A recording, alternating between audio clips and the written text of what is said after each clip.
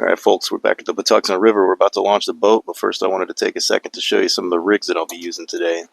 This is the one that I've been using recently. I used to use a three-way swivel, but I found that my sinker line and my hook line were getting tangled up around each other. So what I'm doing here now, if you can see this, I've made a dropper loop, just a regular dropper loop, down to a regular swivel to my leader. And on the bottom of my line, I've tied a coast lock for my sinker. My leader line is longer than my sinker line. What I find here is I still get the swivel action on the hook, but I don't get so many tangles. So it's a little something to think about.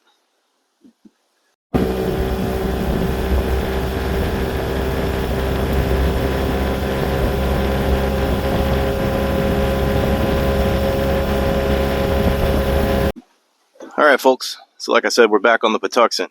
Went on the Rappahannock last week. I didn't do so hot. I think I was a little too far downriver. And right now in the season, the salinity level is a little higher than average. But I was planning on starting shallow on a flat up this way. But I decided to take a look here where I'm at. And I saw some pretty good looking marks. I'm not sure if they're catfish, but I'm about to find out. So what I'm using for bait is gizzard shad that I had vacuum sealed and frozen. If you folks in the Midwest and South have never seen a gizzard shad in the Chesapeake area, that's how big they are around here. I think that sucker's about a 16, 17 inch shad. He's probably going to give me a good 10 baits out of this one. So in my last video I talked about the controversy in Maryland about the blue catfish being an invasive species.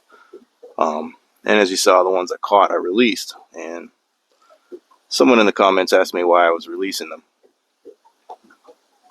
Well, I don't always release them. I take some home sometimes. Sometimes I take a lot of them home. So really, as much as I'm out here, I'm not going to take everything I catch home. There we go. I think we're hooked up here. Maybe not. Not unless he's swimming right for me. Boy, that'll drive you crazy, I tell you. That was a good hit, too. Hope this isn't going to be a day where I just make you guys sit here and watch me miss fish after fish. I'm no master angler, but sometimes you miss them. That fish had it in his mouth. Let's see if he comes back.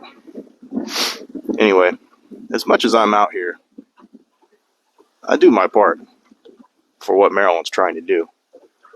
Of course, Maryland is trying to completely eradicate the blue catfish, which I don't agree with, and it's obviously never going to happen. You're not just going to eradicate them, so I don't know why they think they ever will. I think the best thing they could do is just put regulations on them like Virginia has, where one fish per day over 31 inches, you can keep the rest. It keeps a sustainable population. If you kill all the big fish, you're just going to make more small fish, and they're all going to be competing for food. So then you'll still have the same problem. You're still going to have blue catfish in all the rivers, but they're all going to be stunted because they're not going to have enough to eat.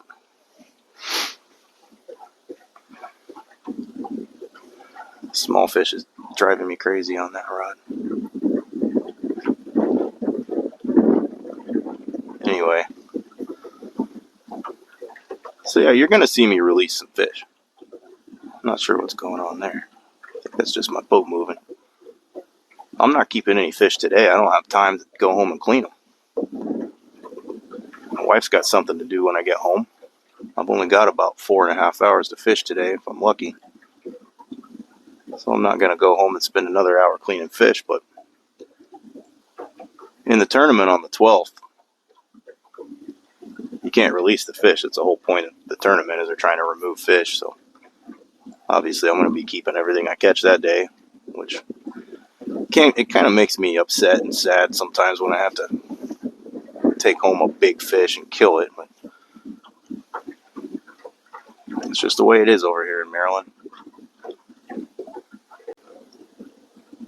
So every video, I'm going to be trying to tell you a historical fact about the place I'm at.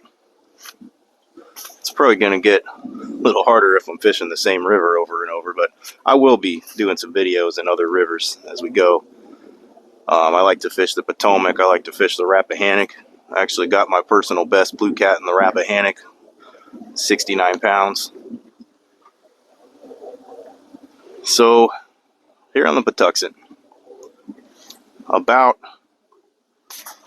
8 or 9 miles upriver, past Jug Bay, there's a place called Pig Point, and it was named that in the 1600s.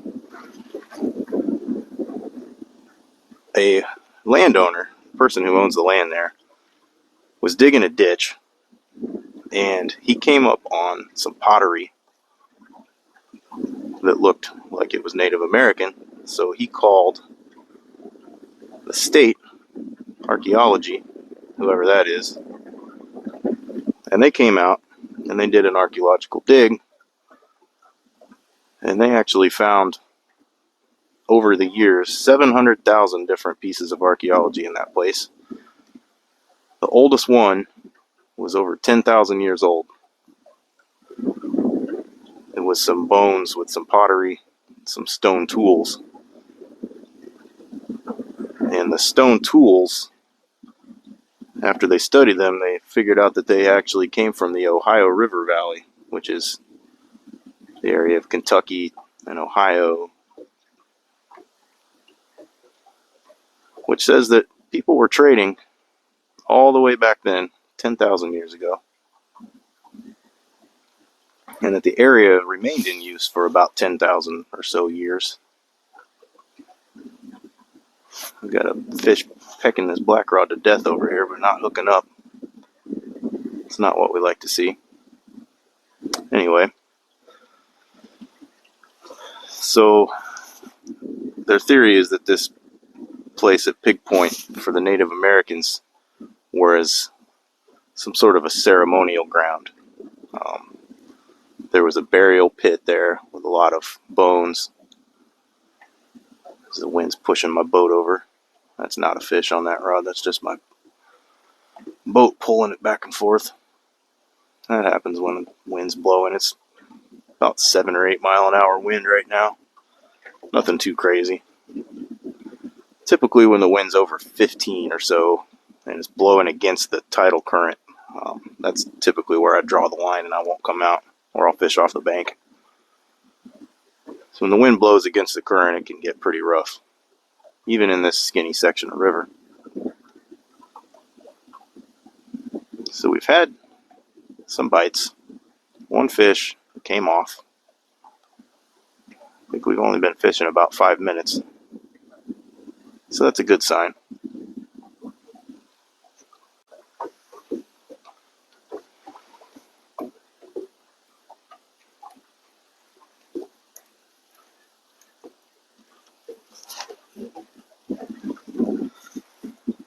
Okay, we got one on. Let's see if he stays on.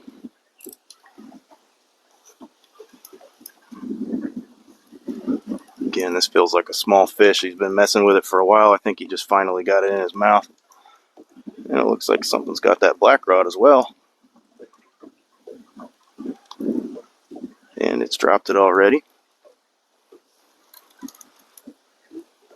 Oh well, let's just get this fish in.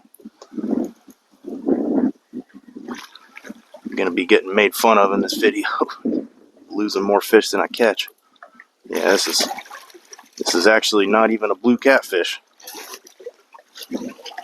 This is a white catfish, otherwise known as a bullhead. He got mud on him.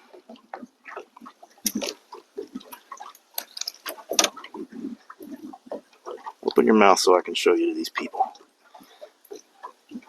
He won't do it.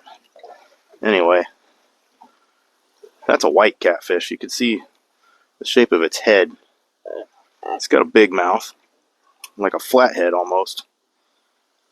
And one would think it was a flathead if they didn't know any better. This is about as big as they get. This one is either pregnant or just really fat.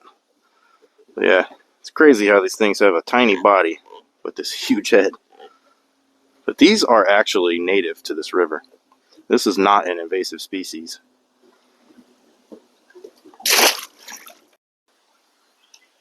Alright folks, I pulled the old switcheroo on you. It's actually 2 days later. Never did establish a pattern last trip out. So I took it to the house, let a couple days go by, let the weather sort of stabilize. The water temperatures come up 2 degrees to 57. So I am on a shallow flat. I'm in 5 feet of water. And I'm hoping that some of the fish along this marsh area over here are in pre-spawn mode and will be feeding shallow. It's early in the morning. It's 7:30. The boat ramp doesn't open until 7. Otherwise, I'd probably have been here at 5. But got to do what I can. So I'm going to get these out here and see what happens.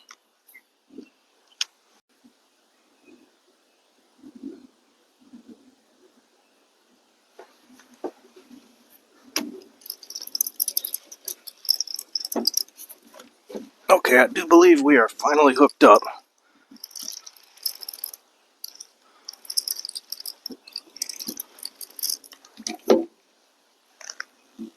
If this one doesn't come off too, it does not feel like a very big fish.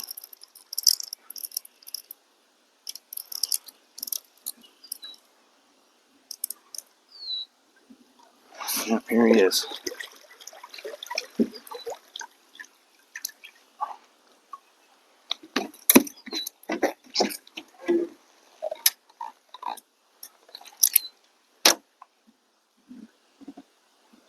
It's what I was afraid of. I've been getting pecked to death in this spot.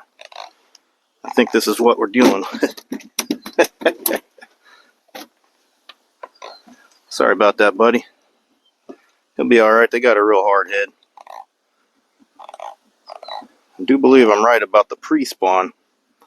Not sure if you could see this. I'm going to get it close as I can, but you see this purple here all over his head. There's another one.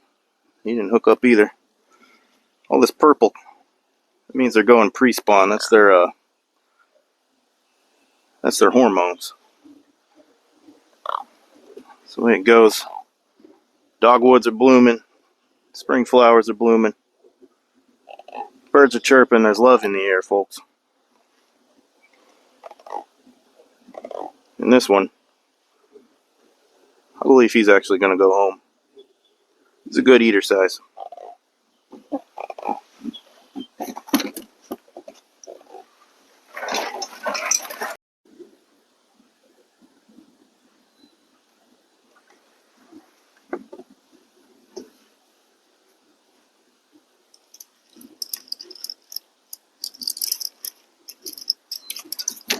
Okay. We're finally hooked up again. I put a smaller bait on this one just to kind of test the theory that there's nothing but small catfish here right now. And it appears that I am right. So after I get this one in, I'm going to go ahead and I'll sit here another 10 minutes just to see if I get lucky.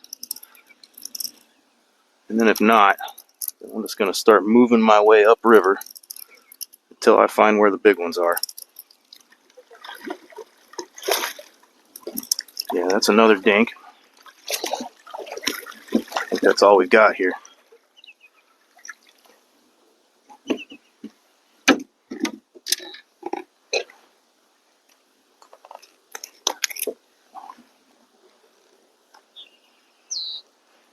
Again, got that purple hue, purple tinge. Got a lot of marks on him. These are fish that are getting ready to spawn. They're over here getting ready to build nests. And this one will go home with me too. I said last time I was out that I wasn't going to keep any, and I was right because I didn't really catch any, but if I keep catching them like this, then I'll have a fish fry.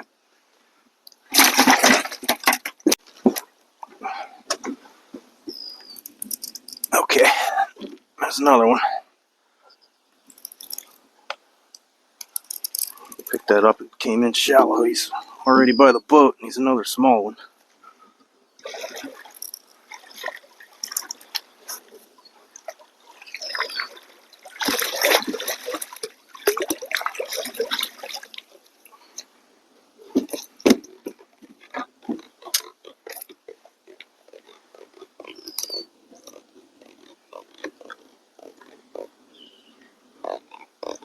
Can only go up from here, folks.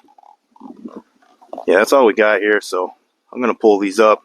I'm going to start gradually working my way upriver, and hopefully I'm right. Hopefully there's some bigger fish upriver that haven't moved down yet. I think first I'm just going to head right across this flat to the other side and just scan around, and then I'll head probably about 2 miles up.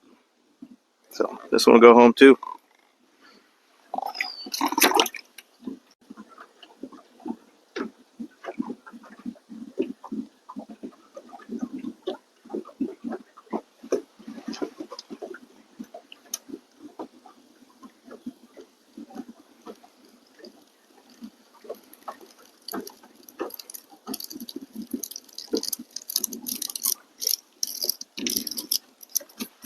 Oh, okay. That's a fish. Feels like a better fish. He picked it up and swam toward me.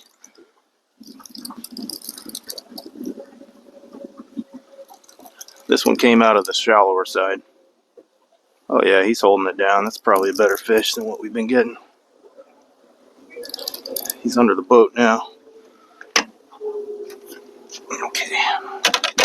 This is what I've been after the last couple days. See how he's bending that rod? Oh yeah. Not pulling any drag though. Well, not as big as I thought he would be, but he's definitely not a bad fish.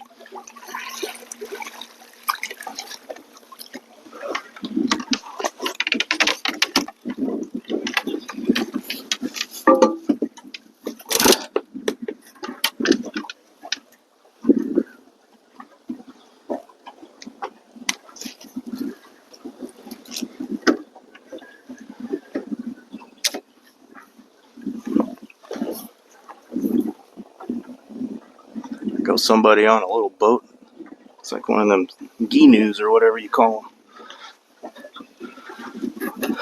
Now I've got this guy stuck here. Alright.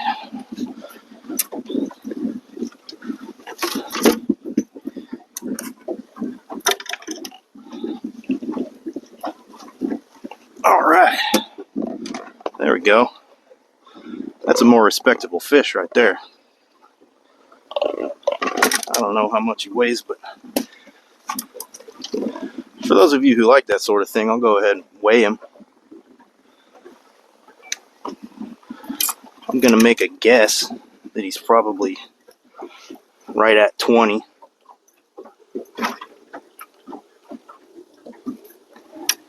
Get all this out of the way.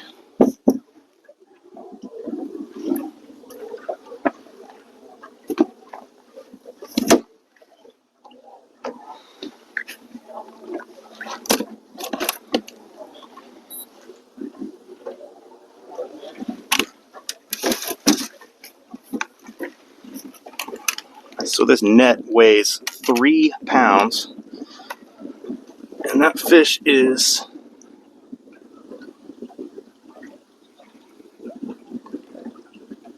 just under 20.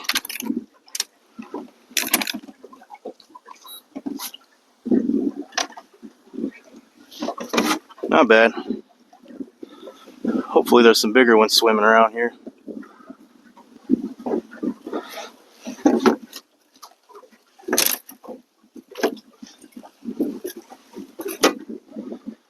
Alright. He's gone.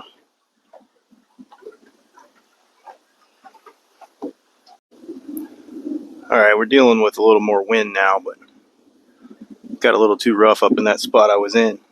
So came down here just to get behind this tree line just to have something to block the wind. Still got a little bit of outgoing tide. Drift stock is still up, so we'll see how long this lasts until the tide goes slack. Once the tide goes slack, then I'll either have to double anchor or I'll just suspend 2 rods. But not a ton of confidence in this spot, but it's about the best I can do right now, just to stay out of the wind, stay out of the big white capping waves.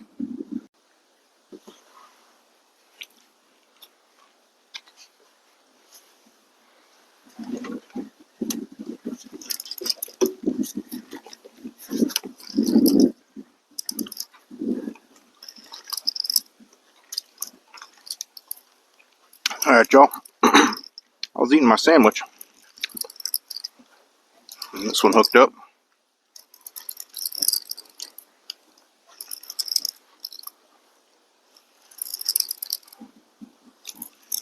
Doesn't feel like a big one.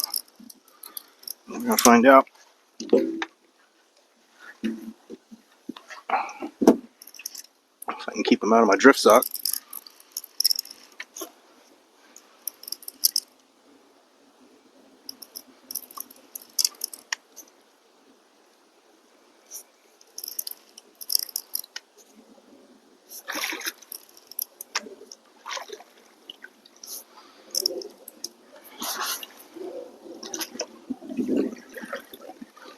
Yep. Another eater.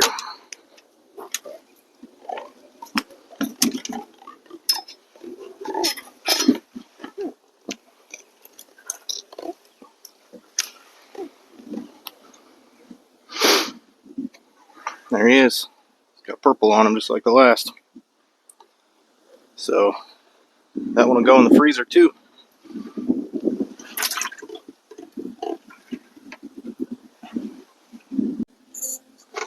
Alright, y'all, that's all I got time for today. The wind picked up pretty bad. Water got kind of dicey, so I know when to hang it up and when to take it home. Good day today. Caught 6 total. 1 decent sized one. But the water's warming up now. Once it gets into the mid 60s, I think we're really going to see a lot of action. So see you next time.